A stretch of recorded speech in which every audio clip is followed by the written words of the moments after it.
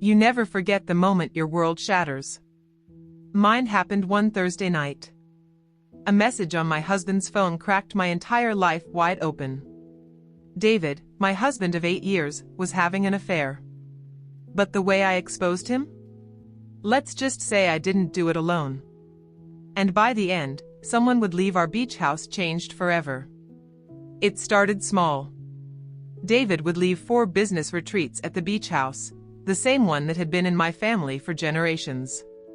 He always came back colder. Distant. Like a stranger wearing my husband's face. At first, I blamed myself. Maybe I was too distracted. Maybe he needed space.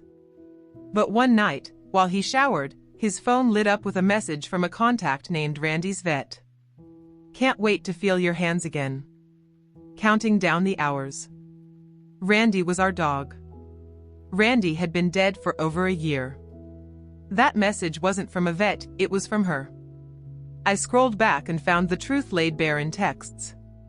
Stolen weekends. Pet names. Photos. He had another life. But what he didn't know was that I had just found mine. What would you do if the person you trusted most was hiding a lover in your own sanctuary? I debated what to do. Confront David? Pretend I didn't know?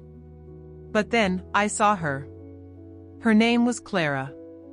Her Instagram was full of yoga shots, lattes, brunches, and a man she often tagged as #husbandgoals.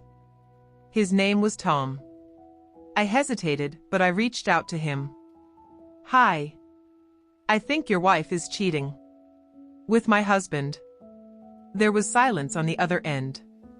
Then a deep exhale. I knew it, Tom whispered. I just didn't want to believe it. That night, we talked for hours. It felt strange, bonding with a stranger over shared betrayal.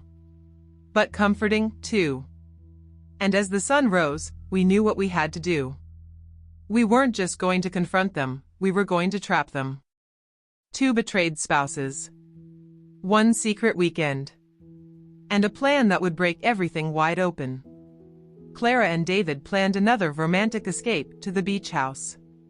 What they didn't know. Tom and I beat them there. We drove up on Friday. The sea air felt different. Heavy. Waiting. I used the old brass key under the loose deck plank, the one only I knew about. We didn't turn on many lights. Just enough to cast long, looming shadows. We rehearsed what we'd say. Where we'd stand. What we'd show them. And then we waited. At 7:12 p.m., headlights flashed outside. Footsteps. Laughter. The door creaked open. You sure no one's here? Clara asked. It's our secret spot, David replied. Then they saw us. Tom stepped forward from the shadows. David froze. Clara gasped. Hello, lovebirds, I said calmly. Fancy seeing you here. They thought they had the perfect secret. But what happens when the secret walks into the room first? David's face went pale. Clara stepped back like a ghost had walked in. Tom's voice was calm but sharp. We know everything. Every message. Every lie. Clara tried to explain, but Tom cut her off with a single sentence. You don't get to speak right now. I placed a folder on the table, a thick one. Inside, screenshots, timestamps, hotel receipts, and a recording of one of their phone calls. You built a house of lies, I told David. And now it's caving in. Clara sank into the couch. David opened his mouth, then closed it. We had said what needed to be said. But just as we turned to leave, Tom looked back. Should we tell them? Tell us what? Clara asked. You'll see, I said. The truth we gave them was devastating, but the truth they didn't know yet? That was the real bomb. Tom pulled out his phone and hit play. A recording of Clara's voice echoed through the room. Tom doesn't excite me anymore. I stay with him for stability. But David? David is thrilling. David looked at Clara with disgust. I followed up with my own card. Oh, and Clara? Remember your Mexico trip last month? Your sister's been posting from Paris that entire week. So, who were you really with? Clara's jaw dropped. For once, she was speechless. Checkmate, I said, turning toward the door.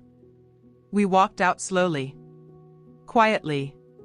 Leaving them in the ruins they built. But the story didn't end there. We thought the confrontation was the final blow, but some betrayals go even deeper. I blocked David. Changed the locks. Filed for divorce.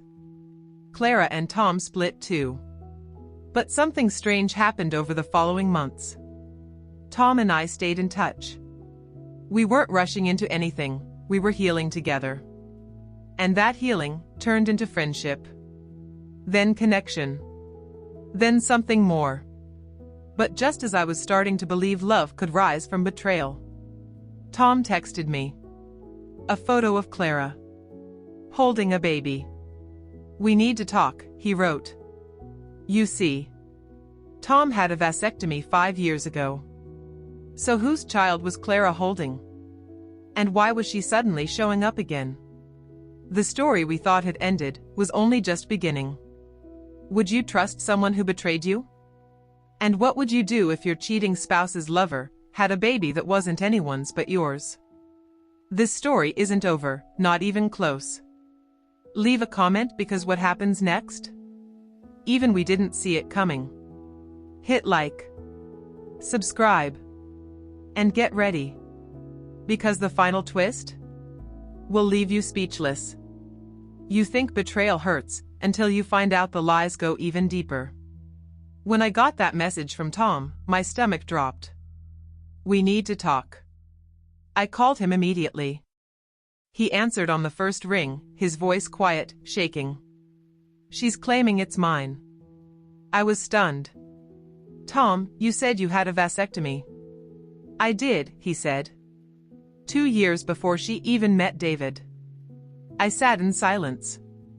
There were only 2 possible explanations. Clara lied, again. Or, something worse was happening. Tom had already ordered a paternity test, without Clara knowing. He said, I'll send you the results as soon as they come in. But something tells me we're not ready for what we're about to find. What if the affair was just the surface, and this baby was the key to a whole different secret? While waiting on the test, I did something reckless. I went through David's old storage bin in the garage. I wasn't looking for anything specific, just trying to make sense of the man I thought I knew. That's when I found it. A second phone. Dead, dusty, hidden beneath old gym clothes in a locked box. I charged it. No password. The inbox was full of messages, but not just from Clara. There were 3 other women. And one of them had a toddler in her profile picture that looked uncannily like David. My heart sank. I clicked on a voice note dated 6 months ago. You promised me you'd tell her after New Year's. Our daughter deserves better than being a secret. My hands went cold. David hadn't just cheated. He had an entirely different family. Clara's baby might not be Tom's, but was she even the only one carrying David's child? Tom called 2 days later. It's official. The baby's not mine. Then, is it David's? I asked. He sighed. That's what I thought. But get this, Clara swears she only slept with David. But the test ruled him out too. Now I was completely lost. If the baby wasn't Tom's or David's, then whose was it?